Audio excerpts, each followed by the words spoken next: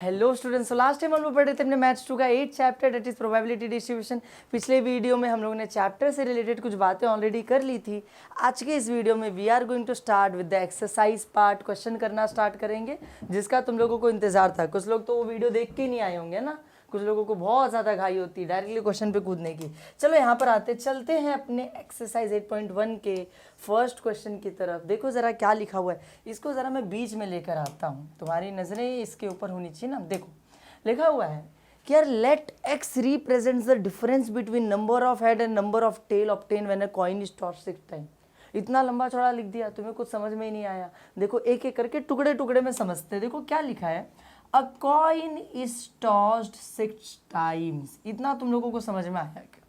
पहले इतना समझो, अ कॉइन इज टॉस्ड 6 टाइम्स। एक कॉइन लिया मैंने, एक कॉइन लिया। देखो ये एक कॉइन है, ये एक कॉइन है जो मैंने लिया, इसको मैंने टॉस किया। इसको मैंने क्या किया, टॉस किया है। कितनी बार? 6 बार। इस कॉइन को मैंने 6 बार टॉस किया है। ठीक है, इतना तुम लोग को समझ में आ गया रहेगा। अब यहाँ पर क्या लिखा है कि यार कभी उसमें, अब देखो उसमें कुछ नंबर ऑफ हेड्स आए होंगे और कुछ नंबर ऑफ टेल्स आए होंगे। कुछ नंबर ऑफ हेड आए होंगे और कुछ नंबर ऑफ टेल आए होंगे। मतलब क्या?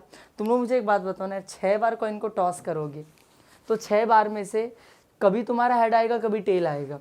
और जब तुम टोटल में देखोगे तो हो सकता है 6 बार में से तुम्हारा 4 बार हेड आया, 2 बार टेल आया, तो 4 number of head, 2 number of tail. हो सकता है 3 बार हेड आया, 3 बार टेल आया, तो 4 number of head, sorry 3 number of head, 3 number of tail. हो सकता है 1 बार हेड आया, 5 बार टेल आ गया, तो 1 number of head, 5 number of tail. मतलब जब भी तुम इसको 6 बार टॉस करोगे तो उसमें से कुछ नंबर ऑफ हेड्स होंगे और कुछ नंबर ऑफ क्या होंगे, टेल्स होंगे। कुछ समय तुम्हें हेड मिलेगा, कुछ समय तुम्हें टेल मिलेगा। और यहाँ पे क्या लिखा है कि एक वेरिएबल है x which represent the difference between the number of head and number of tell.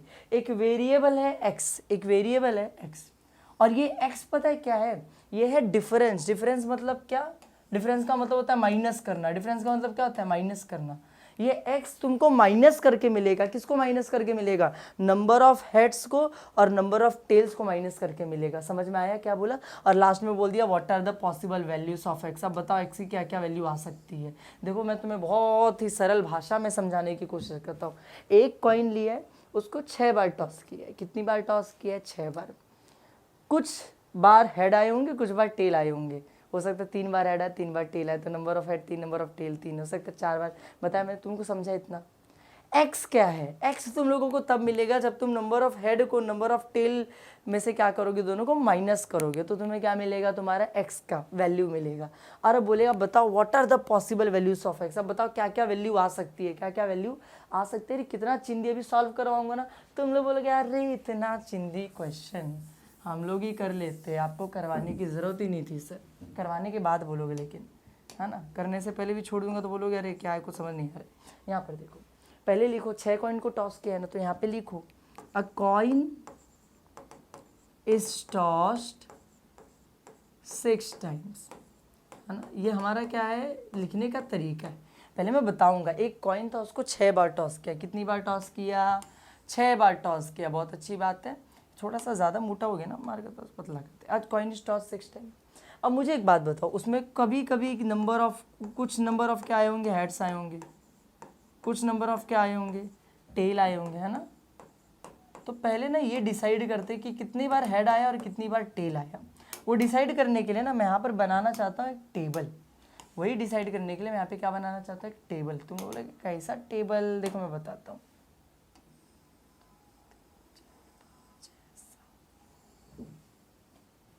ये देखो मैं यहाँ पे एक टेबल बना रहा हूँ। इस टेबल के अंदर तुम लोगों को सब समझ में आएगा कि मैं क्या बोल रहा हूँ।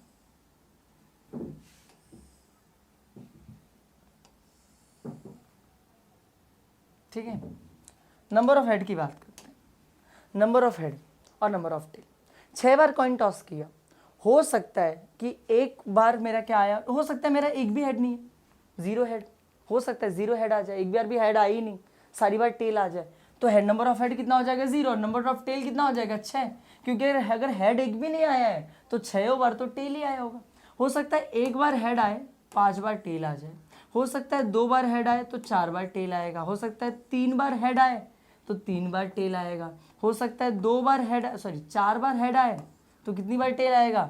2 बार टेल आएगा, हो सकता है 5 बार हेड आए तो 1 बार टेल आएगा, हो सकता है ना ऐसा। इसको थोड़ा सा बड़ा करते हुए हो सकता है कि 6 बार मेरा हेड आ जाए तो टेल कितनी बार आएगा, एक भी बार नहीं आएगा। टेल कितनी बार आएगा, टेल एक भी बार नहीं आएगा। समझ में आ रहा है क्या बोल रहा हूँ मैं, समझ में आ रहा है तुम लोगों को मैं क्या बोल रहा हूँ। देखो हो सकता है हेड एक भी बार नहीं आए, 6 बार टेल आए। एक हेड आए तो 5 टेल आएगा, 2 बार हेड आएगा तो 4 बार टेल, दोनों हो सकता है 3 3, ये 4 वो 2, ये 5 बार, 1 बार, ये 6 बार, तो एक भी बार नहीं। समझा, ये सारी पॉसिबिलिटीज़ मैंने लिख दी है यहाँ पर। और यहाँ पर लास्ट में लिखेंगे किसकी वैल्यू, पता है, एक्स की वैल्यू लिखेंगे। एक्स की वैल्यूज लिखते हैं। अब एक्स कैसे निकलेगा, बोला था डिफरेंस, डिफरेंस यानी दोनों को माइनस करके। चलो माइनस करते हैं ना। देखो बड़े नंबर में से छोटे नंबर को कभी भी माइनस करना होता है, याद रखना, ठीक है। 6 में से 0 निकाला, 6 ही बचेगा। 5 में से 1 निकाला, 4 बचेगा। 4 में से 2 निकाला तो 2 बचेगा। 3 में से 3 निकाला तो कुछ नहीं बचेगा, 0। फिर यहाँ पे 2 और 4, 4 में से 2 निकाला तो 2 ही बचेगा। फिर यहाँ पर 1 और 5 है, 5 में से 1 निकाला तो कितना बचेगा, 4 बचेगा।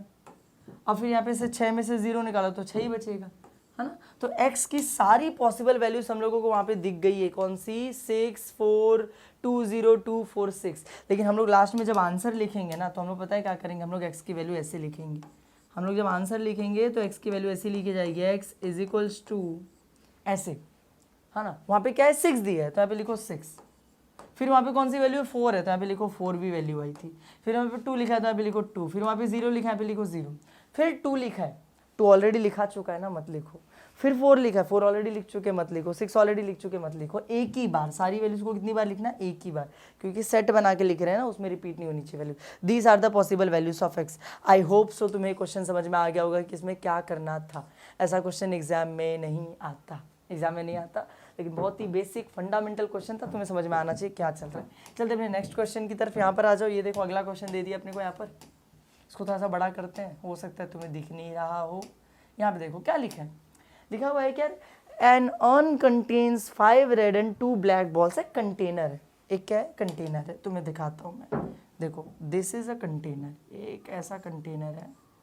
अब देखो मेरे को बनाने आता नहीं अच्छे से, फिर भी तुम मान लो कि ये रहा एक कंटेनर, है ना। इस कंटेनर के अंदर क्या लिखा है कि 5 रेड एंड 2 ब्लैक बॉल्स है। इसमें 5 रेड बॉल है, 5 रेड बॉल है। देखो 1 2 3 4 5 रेड बॉल है और 2 ब्लैक बॉल्स है और 2 ब्लैक बॉल्स है। ये देखो ये रहा, एक मेरे पास कंटेनर है, ऑन है। देखो मैं लिख देता हूँ, ये ऑन है, ऑन, इसी को, ये कंटेनर है।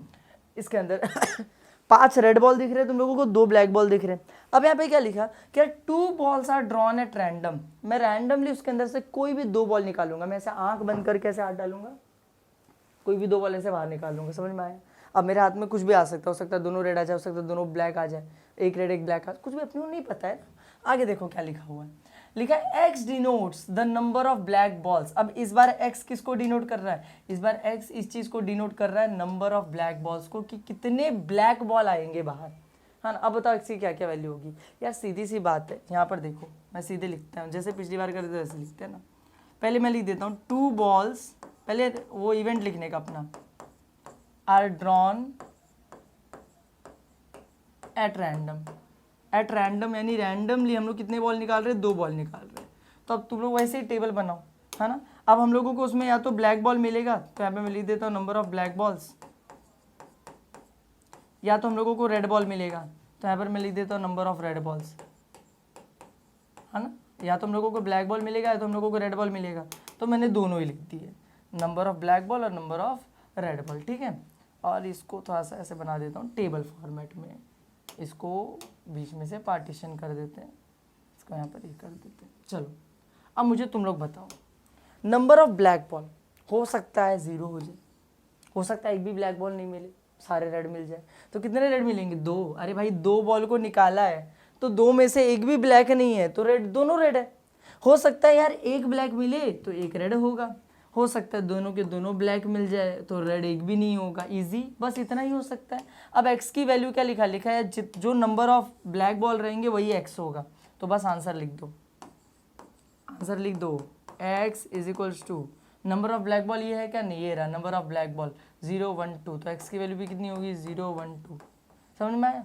बोला ना एक्स किसको डिनोट करता है, नंबर ऑफ ब्लैक बॉल, तो नंबर ऑफ ब्लैक बॉल हो सकता है एक भी नहीं आए, हो सकता है एक ब्लैक बॉल आए, हो सकता है दोनों ब्लैक बॉल आ जाए, तो लिख दिया उन्होंने यहाँ पर। इतना तुम लोग को समझ में आया, आई होप सो तुम लोगों को दोनों क्वेश्चन समझ में आ गए होंगे। फंडामेंटल क्वेश्चन एग्जाम में नहीं आते पर समझने के लिए ज़रूरी है। चलो ठीक है, चलते अपने नेक्स्ट क्वेश्चन की तरफ। And this is important, exam में आता है, एग्जाम में आता है, बहुत ज़रूरी है कॉन्सेप्चुअली।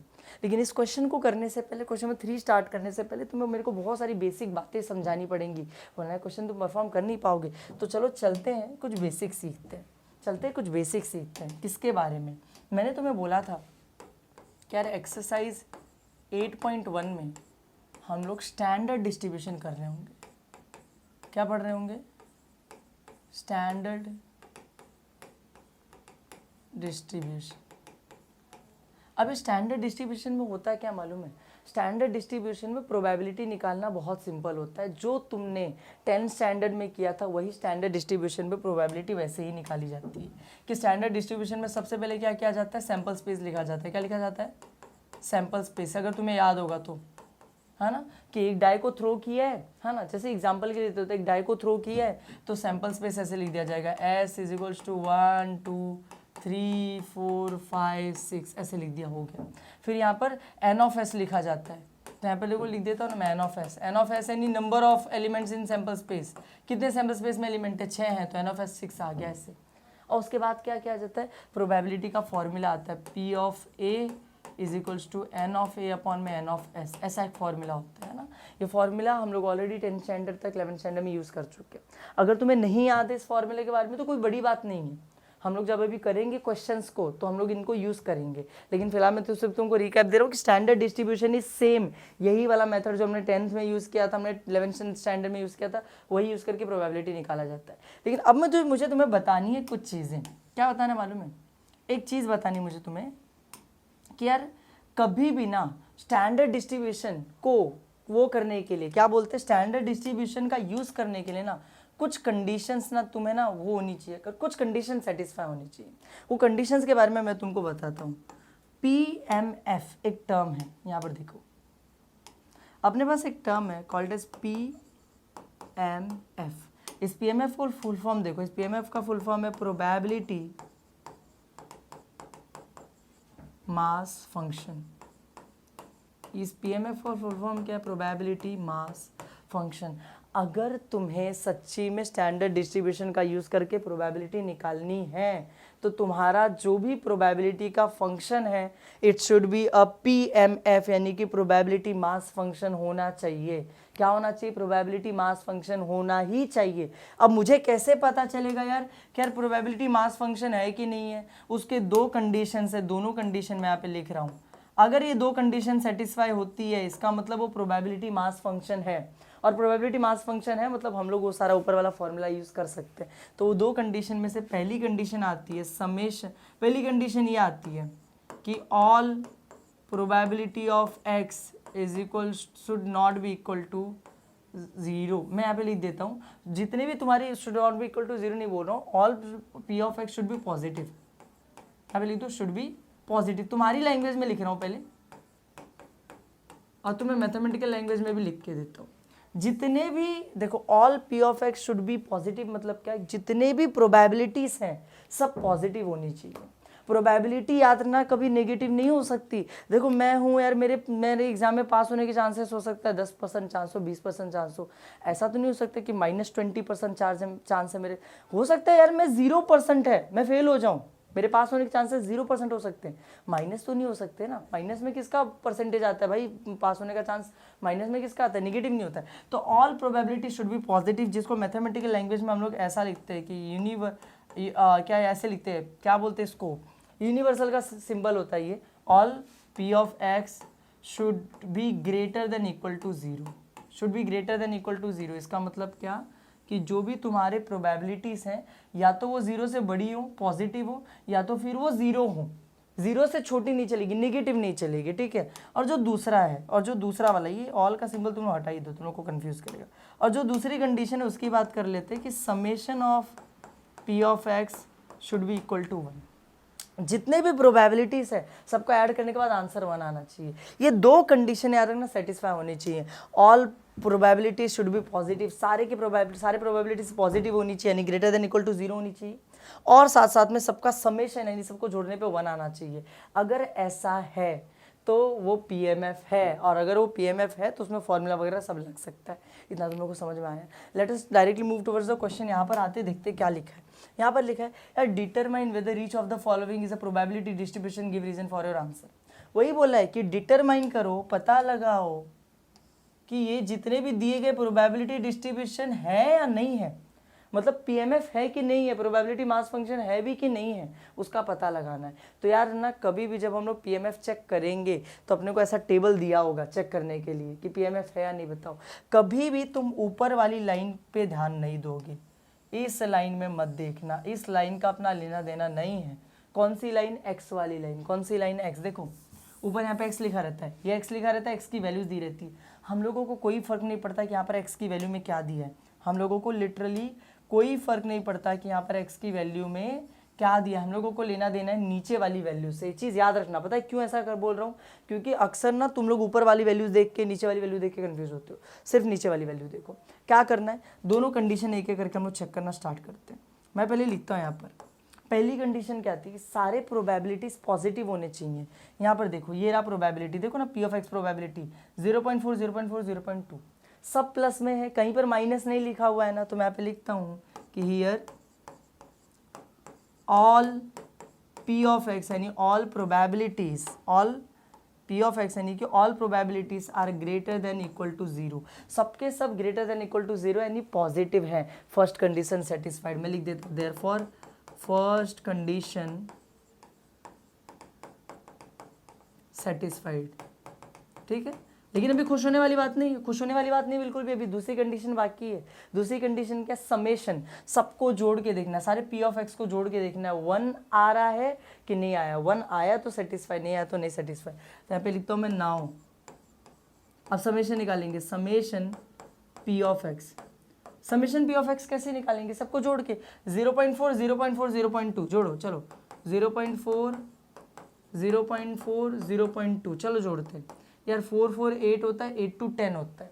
सब पीछे ऐसे जोड़ोगे 0.4 0.4 0.2 सब जोड़ के 10 हो जाएगा। यहाँ पे 0 आ जाएगा, 1 कैरी चला जाएगा, यहाँ पे 1 आ जाएगा। 1.0 0.0 का तो मतलब नहीं हुआ 1, इसका मतलब आंसर इज 1।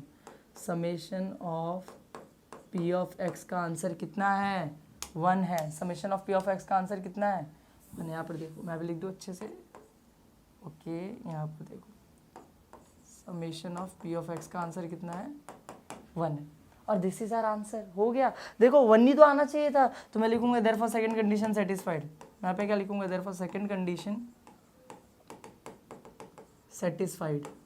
और क्योंकि दोनों कंडीशन सेटिस्फाई हो चुकी हैं, लास्ट में मेरा आंसर आ जाएगा क्या? It is a PMF. It is a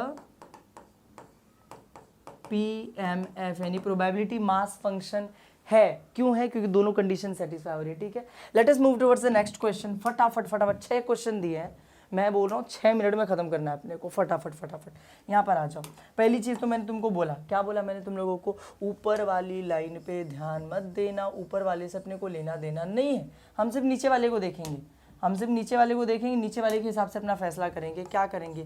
पहला कंडीशन चेक करेंगे, सारी प्रोबेबिलिटी पॉजिटिव है या नहीं है। पॉजिटिव होनी चाहिए ना। देखो पॉजिटिव पॉजिटिव पॉजिटिव, अरे रे रे ये तो नेगेटिव है, माइनस यानी नेगेटिव हो गया। नेगेटिव तो नहीं चाहिए था, प्रोबेबिलिटी तो सब पॉजिटिव होनी चाहिए। ये प्रोबेबिलिटी के लाइन में ये नेगेटिव कहाँ से आ रहा है?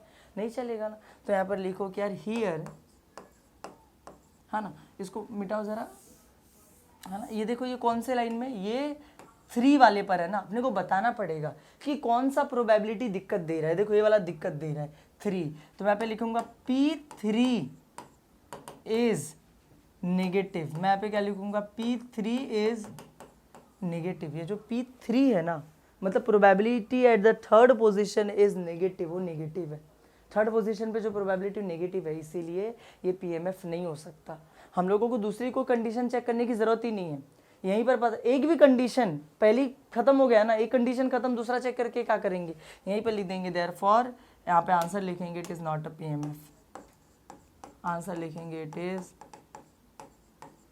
Not a PMF। क्यों नहीं PMF? क्योंकि नेगेटिव है, नेगेटिव तो नहीं चलेगा अपने को। चलते अपने नेक्स्ट क्वेश्चन की तरफ। यहाँ पर देखो नेक्स्ट क्वेश्चन देखो अपने को क्या लिख के दे दिया है। यहाँ पर देखो कि यहाँ पर लेकर आते हैं इसको। पहले तो देखो तुम लोगों को पता है अपने को ऊपर वाले से काम नहीं है, ऊपर वाले को हटा देते, ये पूरा हटा देता हूँ मैं ताकि तुम लोग उसको देख के कन्फ्यूज़ नहीं हो। नीचे वाले के हिसाब से काम करेंगे। पहले क्या लिखा हुआ है, पहली कंडीशन क्या है, सारे प्रोबेबिलिटीज़ पॉजिटिव होने चाहिए। चेक करो 0.1, 0.6, 0.3 सब प्लस प्लस प्लस, कहीं माइनस नहीं लिखा हुआ है। तो मैं यहाँ पे लिखता हूँ कि यार हियर ऑल प्रोबेबिलिटी यानी P of X are greater than equal to 0 सारे हैं, therefore first condition satisfied. First condition satisfied, ठीक है। उसके बाद दूसरी बात करते हैं, दूसरी कंडीशन क्या, सबको जोड़ने पे 1 आना चाहिए ना। तो नाउ समेशन भी निकाल लेते हैं। यहाँ पे लिखता हूँ summation P of X is equals to, summation इन सबको जोड़ना है, 0.1, 0.6, 0.3, 0.1 प्लस 0.6 प्लस 0.3। चलो जोड़ के देखते हैं कितना आ रहा है, बताओ ज़रा मेरे को, जोड़ के देखो। तुम लोग खुद ही सोचो, खुद ही सोच लो। 3, 6, 9, 1, 10 होता है, 0 यहाँ पे 1 यहाँ पे, सब 1.0 आ जाएगा। 0.0 का मतलब नहीं यानी कि 1। आंसर कितना आ रहा है, 1 आ रहा है। तो यहाँ पे लिख दो summation P of X is equals to 1। Therefore second condition भी क्या हो गया, सेटिस्फाइड। लिखो सेकेंड कंडीशन इज सेटिस्फाई हो रहा है। और बस अब दोनों कंडीशन सेटिस्फाई हो गए तो इट इज़ अ PMF। यहाँ पे लिख दो answer, it is a PMF। ये प्रोबेबिलिटी मास फंक्शन है। यहाँ पे चलते हैं थर्ड क्वेश्चन की तरफ इसके। देखो यहाँ पर क्या लिखा हुआ, फोर्थ क्वेश्चन की तरफ इसके। यहाँ पर क्या लिखा हुआ है, यहाँ पर लिखा हुआ है, पहले तो ऊपर वाली लाइन को मैंने बोला अरे ऊपर वाली लाइन को नहीं देखना चाहते हम लोग, क्यों, क्योंकि उसका अभी अपने को काम नहीं है। इसको बड़ा करते, इसको हटाते, तू हट जा, तू हट जा, तू हट जा, तू हट जा, तू भी हट जा, तू भी हट जा, ठीक है। कंफ्यूज नहीं होना चाहते ना, इसलिए उसको नहीं देखेंगे। यहाँ पे आते हैं नीचे वाले में, ये सारी प्रोबेबिलिटीज़ है। पहला कंडीशन सारी पॉजिटिव होनी चाहिए, टुंग टुंग टुंग टुंग टुंग, सब पॉजिटिव, कहीं पे माइनस लिखा ही नहीं है। तो मैं लिखूंगा here all P of X in probability are greater than equal to 0, सब 0 या फिर 0 से बड़े यानी पॉजिटिव है। Therefore first condition satisfied. First condition क्या हो गया, सेटिस्फाई हो गया। अब सेकंड कंडीशन की बात करते हैं। नाउ सेकंड कंडीशन क्या है, summation P of X, summation of probabilities करनी है, सबको जोड़ना है। देखो 0.3, 0.2 लिखो यहाँ पे, 0.3, 0.2 और क्या क्या, 0.4, 0.05, 0.4, 0.05, 0.05, 0.05, 0.05 हो गया। चलो ठीक है, सबको जोड़ के देखते हैं। तुम लोग खुद सोचो ना, ये लास्ट में 3 to 5 हो जाएगा, 5 4 कितना हो जाएगा, 9 हो जाएगा, 9 और ये 5 5 कितना हो जाएगा, 1 हो जाएगा। Oh I think so it is 1, 3 to 5, 5 4 9 और वो 1 होता है, यानी कि 9 और 10, 10 1 आ रहा है, सबको जोड़ने पे 1 आ रहा है। तो यहाँ पे लिख दो 1। समेशन P ऑफ X कितना आ रहा है, 1 आ रहा है, ठीक है। बहुत ज़्यादा नहीं हो गया बड़ा, मेरा ये मार्कर ज़्यादा बोल्ड लग रहा है मेरे को, थोड़ा पतला करते। समेशन P ऑफ X कितना आ गया अपना, 1 आ गया। Therefore second condition satisfied. क्या हो गया, सेकंड कंडीशन भी सेटिस्फाई हो रही है, देखते जाओ। तो क्योंकि सेकंड कंडीशन भी सेटिस्फाई हो गई, इसलिए अब क्या लिखेंगे आंसर, और क्या आंसर आएगा कि इट इज़ अ PMF, ये एक PMF है, ठीक है, क्योंकि दोनों कंडीशन सेटिस्फाइड है। अब यहाँ पे चलते हैं नेक्स्ट क्वेश्चन की तरफ, डेट इज पांचवा, फिफ्थ क्वेश्चन इसी में का। यहाँ पर देखते हैं, मैंने वापस बोला ऊपर वाली लाइन को नहीं देखना चाहते हम लोग, सब सब सब धुंधला धुंधला कर देंगे, सब धुंधला धुंधला लगेगा, सिर्फ प्रोबेबिलिटी पे ही फोकस है। यहाँ पर देखो, पहले क्या देखना है, सब पॉजिटिव है कि नहीं है। देखो positive positive positive, very positivity here. यहाँ पे देखो, here all P of X are greater than equal to 0, सबके सब पॉजिटिव है। Therefore first condition satisfied. जो फर्स्ट कंडीशन है वो तो इधर ही क्या हो गई, सेटिस्फाइड हो गई। इजी, इजी और नॉट।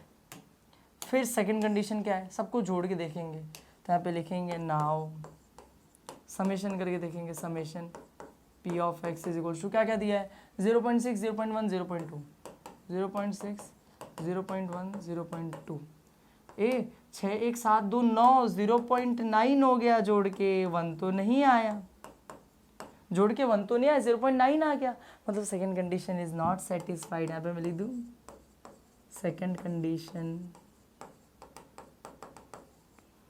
Is not satisfied. ये तो सेटिस्फाई नहीं हुआ और क्योंकि ये सेटिस्फाई नहीं हुआ इसीलिए it is not a PMF. यार ना एक कंडीशन सेटिस्फाई किया था इसने फिर भी पीएमएफ नहीं हो सकता दोनों सेटिस्फाई होना चाहिए। It is not a PMF ये भी पीएमएफ नहीं है। ठीक है इजी है। आगे बढ़ते हैं लास्ट क्वेश्चन पे चलते हैं एकदम लास्ट वाला जो इसमें का लास्ट है।